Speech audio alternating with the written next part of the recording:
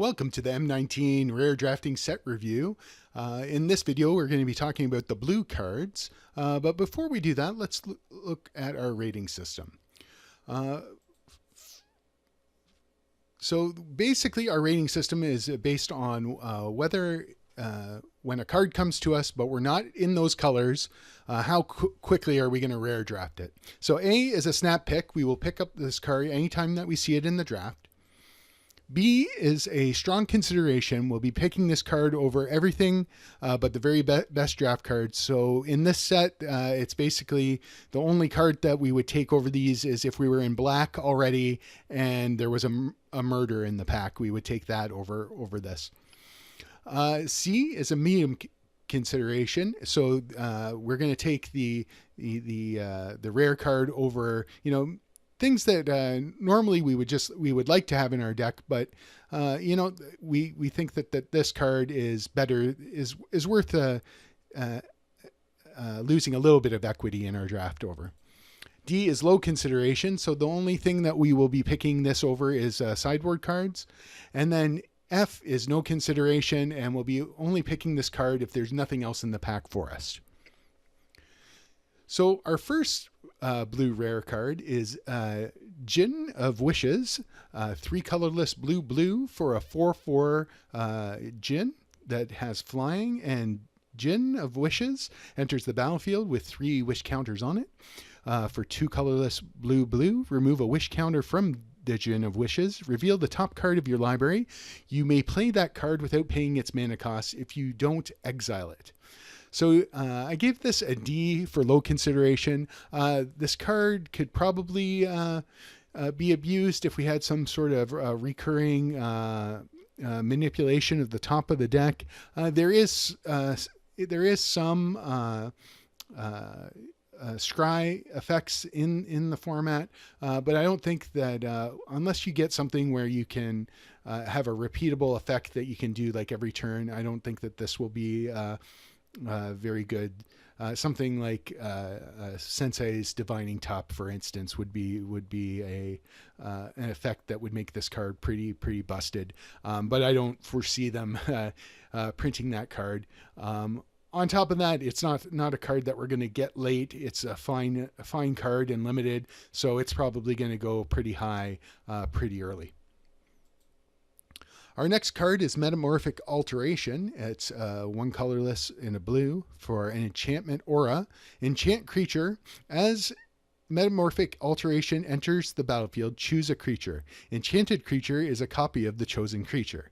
So this is a little bit complicated, but basically what you can do is either enchant one of your creatures and make it something really good, or you can enchant one of your opponent's creatures and copy something really bad.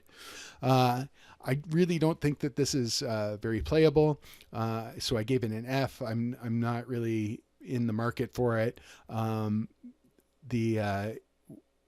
Because of how this thing is worded, the enchanted creature doesn't get like enter the battlefield effects. And I really just can't figure out what deck really wants this. Control decks aren't going to really have their own creatures to enchant. So I just don't know where this fits into standard. With that being said, I don't think it's that good in limited either. So I think that this is more of a commander card. But anyways, let's go on to our next card.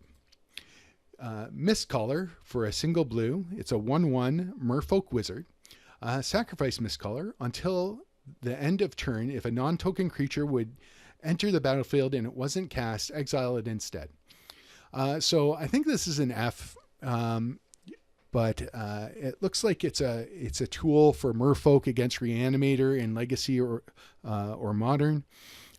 We would have to see a lot more Merfolk in Ravnica before this becomes playable. With that being said, I guess there's a marginal chance that that could happen. But yeah, I'm not going to ruin my draft over it. I just don't see it as a big contender in standard at all. Our next card is Mystic Archaeologist. It's a colorless and a blue for a human wizard. That's a 2/1. 3 colorless blue blue. Draw 2 cards. D. I give this a D, a low consideration. It is possible that this could be a sideboard card in the control decks, although maybe there's the new artifact, uncommon artifact that's for 3 and then 3 in tap. Maybe that's better than this, but I don't know. This is 2 cards. That's only 1 card. But I could see that this could have some play. It's sort of like it's more of like a D- to me. So I would take it over bad sideboard cards, but I wouldn't take it over like really good sideboard cards. I just think it might be just too clunky for standard. Next is Omniscience, which is 7 colorless blue blue blue enchantment. You may cast spells from your hand without paying their mana costs. So I gave this a C, a medium consideration. This card has been playable in the past, although it is very expensive. It would have to be sort of in somewhat of a ramp combo deck. But again, because it's mythic, it gets a bit more of a higher consideration because it would be hard to get. Although you really only need maybe 1 or 2 of them. I don't see a deck that's playing probably 4 of these, but stranger things have happened. But yeah, so I'm gonna be taking this maybe over a playable, just on speculation that this might become playable at some time in the future. Our next card is One with the Machine. It's 3 colorless blue, sorcery. Draw cards equal to the highest converted mana cost amongst the artifacts you control. So I gave this a D, so low consideration. So I'm only going to take this over sideboard cards. If it was an instant, maybe we could talk about upgrading it to maybe a C, but I just don't see it being played. It is possible that it could see some play beside Dragon's Horde. It's very good with that. So it's a draw 3 if you have a Dragon's Horde, which is possible that it may see play in like a Grixis Dragons deck, which then maybe it goes up a bit, but I'll believe it when I see it. And for now, it's just a D. Next is Patient Rebuilding, which is 3 colorless blue blue for an enchantment. At the beginning of your upkeep, target opponent puts the top 3 cards of their library into their graveyard. Then you draw a card for each land that was put into that graveyard this way. I'm going to give this a C. This certainly could be the centerpiece to a mill deck. I'll take it over like just if there's only just like normal level cards, normal draft level cards. I would take this as a speculation for standard. It's probably going to go pretty early though, because I think there is a mill deck just with the there's an uncommon card in the set, blue card that mills, and then there's also Millstone. So you get Patient Rebuilding, you get one of those, and now all of a sudden you have a mill deck. So I don't think that this is going to go that it's going to be around to be rare drafted late, but it's certainly, if you see it and nobody's in the mill deck, it might come late, and then you could pick up one of these over something. Our next card is Sai Master Thopterist for 2 colorless and a blue for a 1/4 legendary creature human artificer. Whenever you cast an artifact spell, create a 1/1 colorless Thopter artifact creature token with flying. 1 colorless blue, sacrifice 2 artifacts, draw a card. So for me, I think I have this as a B, as a strong consideration. I think that it plays very well along Tezzeret that we'll see in a couple cards here. I think that if it doesn't see play immediately, it will see play post rotation. I think that it's because of this guy and because of Tezzeret that we're seeing all of these -1/-1 effects in M19 and also Goblin Chain Whirler. I think that they're really worried about Thopters getting out of hand, and so they're preemptively hating them out or preemptively trying to make them worse. And with the sacrifice outlet, even you killing them isn't a real big deal if they still have their open mana to sacrifice to draw a card. So I really think that this is a powerful effect, and I think that I'll be snapping these off whenever I can. Again, this is the only other card that I would probably take over this is Murder if I was already in black. The next card is Supreme Phantom. It's a one colorless blue for a 1/3 creature spirit. It has flying, and other spirits you control get +1/+1. This is a low consideration. Spirits will need to have some major support from Ravnica before this card's playable. Which is possible post rotation. You know, we might get a Lingering Souls reprint, and then maybe this guy becomes good. I'm not sure. But as it is right now, I really don't think that it's worth messing up your draft for. I would take it over a sideboard card.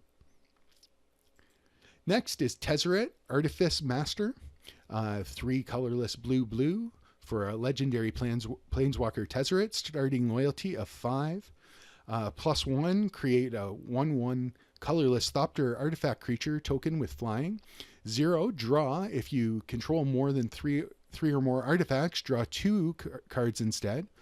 And -9, you get an emblem with, at the beginning of your end step, search your library for a permanent card, put it onto the battlefield, and then shuffle your library. So for me, this is an A. It's a snap pick. Because it's a mythic, it sort of bumps it up, but I think it's just such a strong planeswalker. It draws cards without it costing loyalty. It protects itself by ticking up.